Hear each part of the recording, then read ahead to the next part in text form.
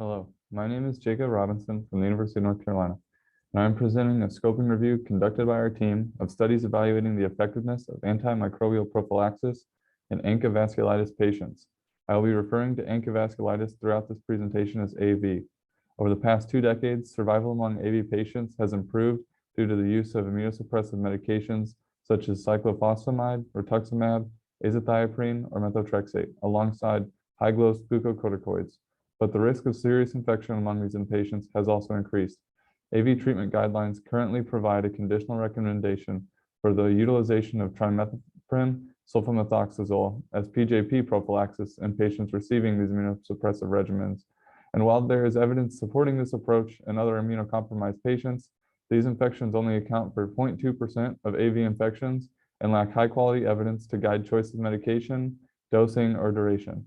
Our goal of this scoping review was to map the available research of evidence on the effectiveness of infection prophylaxis strategies in AV patients receiving immunosuppressive treatment. We followed PRISMA scoping guidance to conduct this review and identified 19 studies to be included based on our rounds of selection.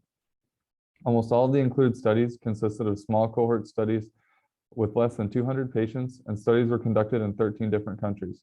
As shown by the top graph in the middle third of the poster, among included studies, all of them compared a prophylaxis strategy to no prophylaxis. 3 studies evaluated antiviral prophylaxis, 8 evaluated trimethoprim sulfamethoxazole, and 8 evaluated prophylaxis with a choice of 1 or more agents, including pentamidine, dapsone, mupirocin, ciprofloxacin, in addition to trimethoprim sulfamethoxazole. As shown by the bottom middle figures, in 13 observational studies, the proportion of patients receiving prophylaxis was highly variable, ranging from 17 to 92%, with the majority of studies reporting less than 50% of patients receiving prophylaxis. Our primary outcomes of interest were PJP rates, serious infection, or any infection, which 11 studies included.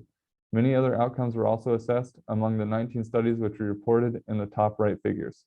Overall, most studies were descriptive and included no to very limited control of potential confounding factors, limiting the ability to draw casual inferences about reported associations between prophylaxis medications and outcomes. Larger controlled investigations are critically needed to compare the effectiveness of guideline-recommended TMP-SMX and alternative antibacterial, antiviral, and antifungal strategies to better guide infection prevention in AV. Thank you.